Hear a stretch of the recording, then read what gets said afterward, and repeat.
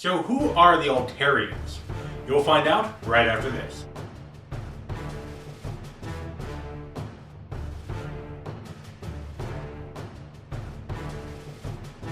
Hey everybody, I am Taylor and I'm the Stargate Guy, where I talk to you about everything and anything Stargate. Today is another racial profiling, and we are talking about the Altairans. The Altairans are only seen in 2 episodes, and of an entire species, we only see one member of that species, and for a pretty damn good reason. The Altairans are from the planet Altar, and who only have one member of their species left, and his name is Harlan. Harlan explained that the people of Altar were all going to die due to a massive amount of radiation in their biosphere. Harlan did not indicate what caused all of this radiation, but it was so much to render the planet unable to sustain humanoid-like life for over 11,000 years. To put that into our nuclear measurements, that's pretty much the nuclear waste that is provided by power plants. They have a decay rate of anywhere from 3,000 to 20,000 years. So it's that level of toxicity, not like one giant bomb going off. Harlan explained that a member of his species, Hubbard, saw this event happening and convinced his people in order to make a special underground shelter to stow approximately 1,000 people in order to ride out this big giant disaster of unknown specification. Hubbard convinced these people to transfer their consciousness from an organic body to a synthetic body. Of course, this wasn't really a transferring, but rather a copy, since their organic bodies actually still existed with their own consciousness. Therefore, really, the entire species of this planet actually did die, but a copy of 1,000 people-ish lived on. Harlan goes on to explain that even though about 1,000 people volunteered to sign up for this project, not all of them made it all the way through the process. Some of them died from the transferring of their consciousness from the organic to the synthetic.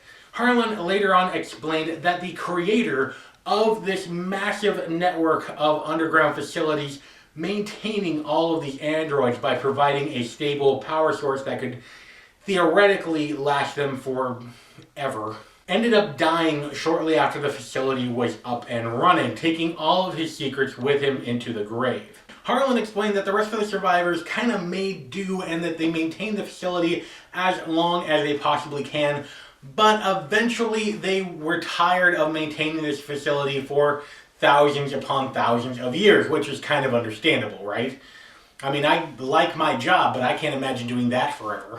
Harlan stated that some members of the 1,000-ish people that survived went through the Stargate and was never seen or heard from again.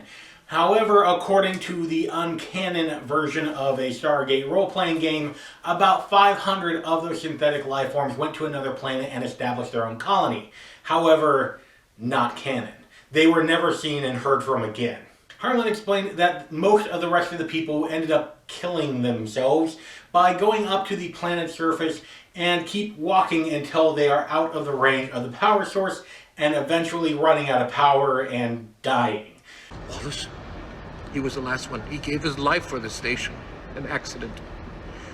And I have been alone since, Wallace.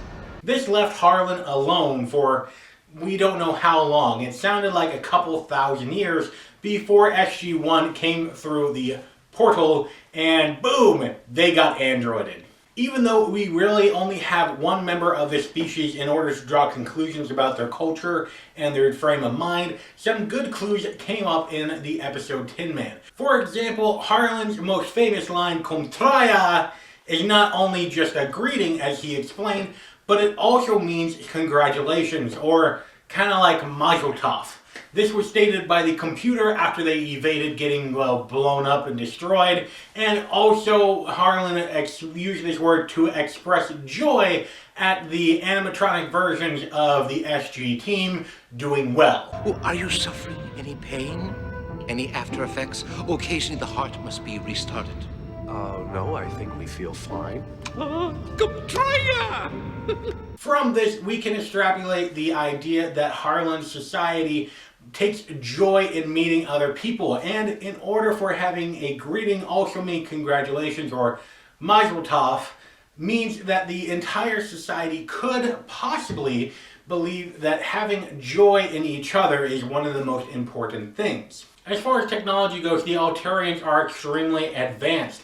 11,000 years ago, they were able to form a facility underground that had a power source that could theoretically last indefinitely and had the ability of putting consciousness into android bodies. And not just android bodies, but android bodies that looked and that could fool almost anyone without a stethoscope that that body is a, well, Altarian. Plus, as far as weaponry is concerned, they have managed to have a disintegrator ray, kind of.